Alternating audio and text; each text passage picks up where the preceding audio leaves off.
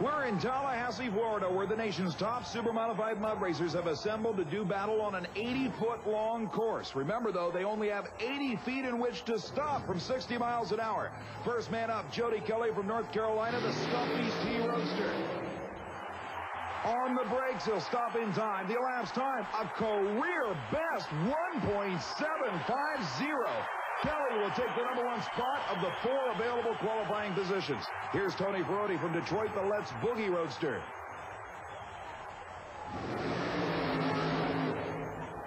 Ferroti's supercharged Chevy goes sideways, but he'll stop it with 10 feet to spare. The elapsed time, another career best, 1.763 seconds. But here's the 3-time world champ Tom Martin in the Super Trooper, who will give us a special look at this run.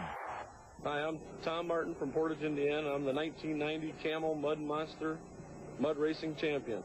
And I'm going to run through what we need to do to make a run in one of these cars. First thing we do, unlock the fuel system, push it on, lock it in.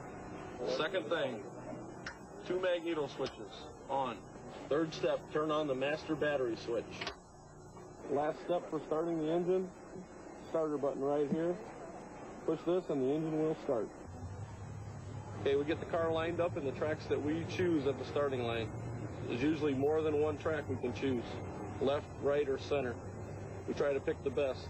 Tom Martin is notorious for taking his time on the starting line. He will back up and go forward and back up and go forward until he thinks everything is perfect.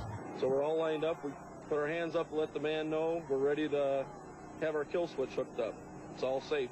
Okay, as soon as he gets hooked up, pull our shifter out of neutral in the first, pull up into the staging area. Okay, we're waiting at the starting line, ready to arm the nitrous. This is the main switch right here. These 2 switches arm the nitrous. This one is the purge system nitrous right here. Push this one to purge the nitrous. I always let my engine warm up to about 140 degrees. I purge my nitrous system, put my shield down, then we're ready to go. The lights come on. That means he will be using the nitrous oxide system. Just like at a traffic light. You just, as soon as you see green, you're gone. You hit the throttle all the way to the floor, which hits the nitrous buttons, which is on the bottom of the gas pedal. You hit second gear, hit third gear, nail the brakes right at the poles, and it's all over. You just hope you stop before you hit the flags. And that all happens in less than 2 seconds. 1.786 seconds will qualify Martin. Melvin Brown in the red heat dragster stops it in time. He gets in at 1.785. Now on the starting line, the Ford Thunderbird of Mark Watros. An incredible run. He'll stop it within inches, and it's the quickest run in the history of the sport. 1.714 seconds. The crowd can't believe it. Jody Kelly, and Kelly shuts off early to avoid going out of bounds. He stays inbounds, but a 192 won't help him. Tony Ferroti and the Let's Boogie Roadster on the brakes. He's out of bounds. He uses up more than 80 feet stopping distance. You can't do it in this sport. Melvin Brown in the red heat supercharged dragster next up. A great ride, trying to stop it in time. He does. 1.88 seconds, and that will leave this man for Watros. Watros goes out of bounds, and he knows it. He just handed the win to Melvin Brown's red heat dragster. Unbelievable super modified mud racing, but believe me when I tell you, we've got a lot more action to come, because we've still got the semi-final round of monster truck action from Minnesota to go. Here at the Saint Paul Civic Center, we've got 4 machines remaining. The barely tame Ford on the far lane of Jim Thomas takes on the #1 qualifier, the one and only Rob Fuchs, and the first blood entry. They leave the line together. Fuchs with a slight problem off the line, gets back of the throttle, almost off the cars, but he will advance to the final round over the home state machine you see.